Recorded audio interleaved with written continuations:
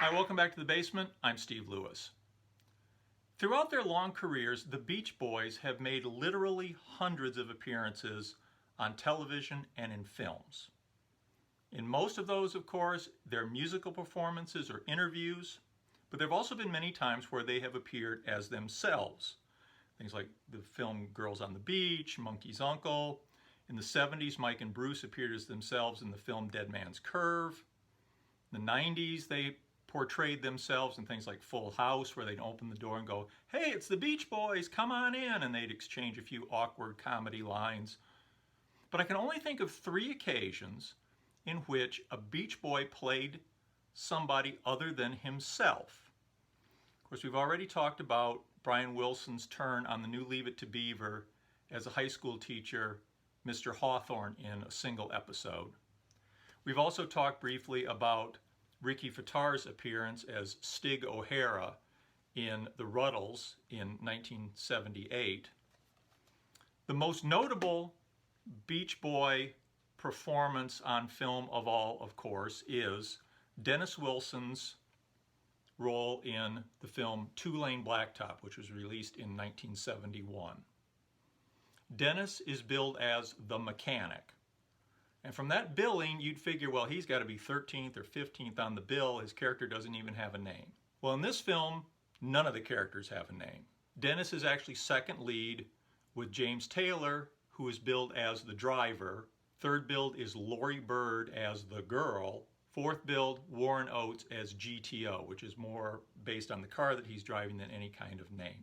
The film was directed by Roger Corman protege Monte Hellman. Apparently, Dennis was the last member to be cast. About 4 days before shooting was due to commence on August 13, 1970, a friend of the casting director suggested Dennis for the role of the mechanic. Monte Hellman was impressed with him from the fact that, as Monte Hellman put it, he lived the part, he grew up around cars. Dennis's knowledge of cars and being somewhat of a gearhead put him in good stead to play the mechanic in Two-Lane Blacktop. Of the 4 leads, only Warren Oates was a professional actor. Lori Bird had done a little bit of modeling and was eager to get into the film business, but hadn't done any acting. James Taylor was a pretty well unknown musician as filming started. His debut album was on Apple Records, simply titled James Taylor. Monte Hellman says he spotted James Taylor on a billboard on Sunset Boulevard promoting this album and liked his look, and that's why he cast him. I'm not sure when that billboard was on Sunset Boulevard, but this album was released in the US in February 1969. So presumably that billboard was up quite a long time before filming commenced in August of 1970. By the way, this is quite a good album on Apple Records. The songs are excellent. James re-recorded a lot of them for later albums. If it suffers at all, it's because the arrangements are a little overly Baroque. They put strings and orchestras and horns on things that really didn't need it. It's a little too Baroque and fussy. They got the balance right on James' second album, which is on Warner Reprise. This album had come out in February 1970 and really hadn't done a whole lot at the time filming commenced on August 13th, 1970. That changed during the course of filming. The single Fire and Rain entered the Billboard Hot 100 at number 83 on September 12, 1970, and by the time filming of Two-Lane Blacktop was wrapping up at the end of October 1970, James had a number 3 chart hit with Fire and Rain and was well on the way to becoming a very well-known musician.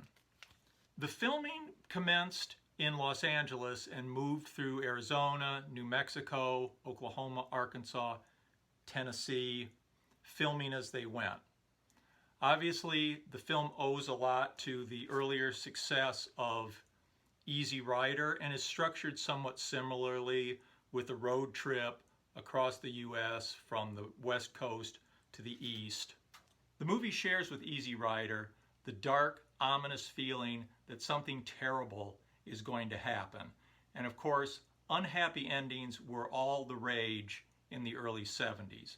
Even ostensive kids' fare, like Beneath the Planet of the Apes featured the brutal murders of every character that we were rooting for in the story before one of them, in his death throes, blows up the entire planet. And that was a cheery kids escapist film.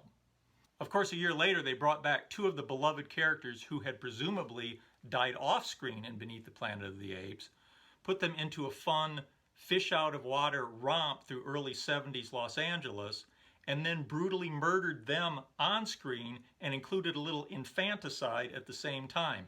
This was movies for kids. Compared to these movies and to Easy Rider, the ending of Two-Lane Blacktop is like the feel-good movie of the year, but it's still a very dark ride. Apparently this was not an easy shoot. It was a low-budget film. They didn't have air-conditioned trailers that they could all escape to. Dennis, James, and Laurie Bird spent a large part of the time actually stuck in that little car, which was hot, dirty, and uncomfortable, driving across the southwest of the U.S. in August and September and into October. Tempers got frayed, people didn't smell very good, they got on each other's nerves. James was annoyed apparently by the fact that as an experiment, Monte Hellman had decided not to show the cast any of the script apart from the pages for that day. Monte's thinking was, this will make it more realistic, as in life. They won't know what's coming up. This will give us a more realistic performance. James says that he felt that he wasn't trusted to see the full script. He felt like he was being excluded from the process and eventually insisted on being shown the full script. Although according to Dennis, once he got the script, he never bothered to read it, but apparently he felt safer being allowed to see the script. Additionally, Dennis apparently did not always understand how prepared he needed to be for the day's shooting. There are very few lines in this movie. James, Dennis, really any of the people in the movie, apart from Warren Oates, has a few little dialogues. They say very few lines. Those that Dennis did have, though, he often blew it, much to the annoyance of Monte Hellman, the annoyance of the rest of the cast, and really the annoyance of Dennis himself. He was apparently very, very hard on himself for continually blowing his lines. At the same time, Monte Hellman says, and you can see it in the movie, that Dennis is one of the most unself-conscious actors he had ever seen. He had very little awareness of the camera. He would often lose himself in what was going on in the scene, listening to other people, sort of almost believing that what he was listening to was actually happening. In that way, Monte Hellman has very high marks for Dennis, and you can see it. It's a very, very natural performance. In fact, for a bunch of people who had no experience, there's no cringeworthy moments in this thing. All the performances are smooth and natural, and there's no point at which you go, ooh, the professional actor would have done that better. It's a tribute, I'm sure, to Monte Hellman's directing and the way that he set these guys up for success. As filming continued through the late summer and on into the fall, life, of course, went on for the other Beach Boys as well. Dennis was on location August 31st, 1970, when the Sunflower album finally hit the shops, and a little over a month later, he was still filming when the Beach Boys made their appearance at the Big Sur Folk Festival, October 3rd, 1970. Mike Kowalski sat in on drums. Of course, Brian wasn't there either. In January 1971, this compilation of live tracks from that festival called Celebration was released. There's a live version of the Beach Boys doing Wouldn't It Be Nice on this album. And of course, that is the reason that Dennis does not appear. He was busy filming Two-Lane Blacktop.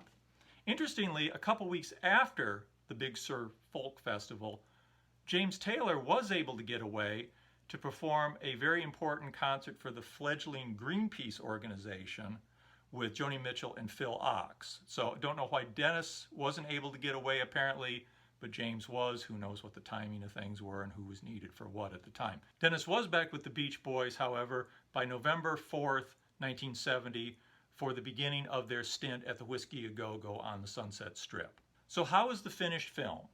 It's actually pretty great.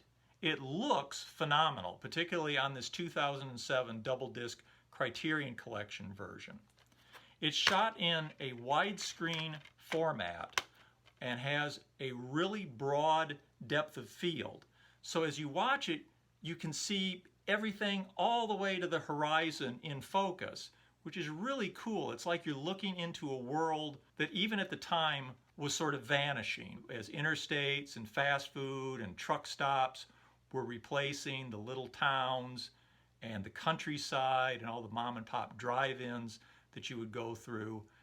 Hitchhiking was a thing, which I don't know the last time I ever saw a hitchhiker was probably maybe the early 80s.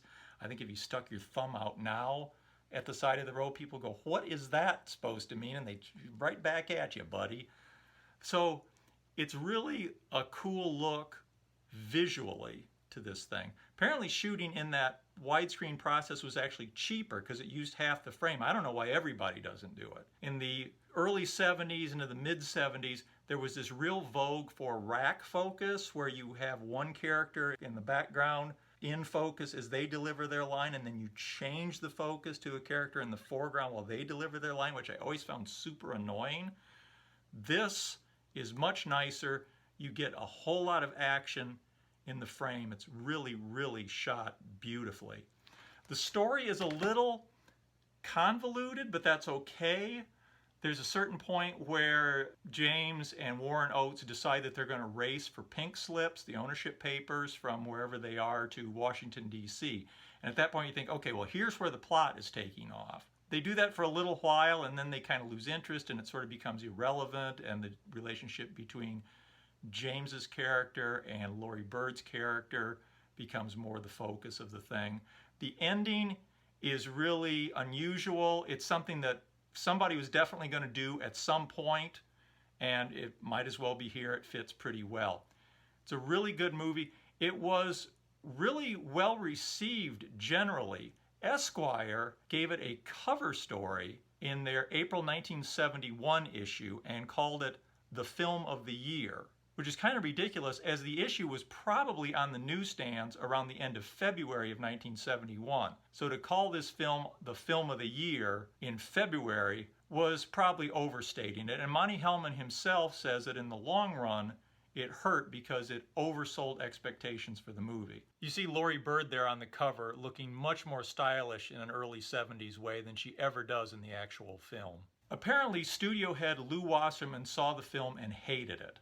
When the film was finally released in July of 1971, there was very little promotion. In fact, I understand that there were not even newspaper ads in New York to advertise the opening. So the film, though well received, pretty much disappeared from the radar almost immediately, and for a long time it went unseen.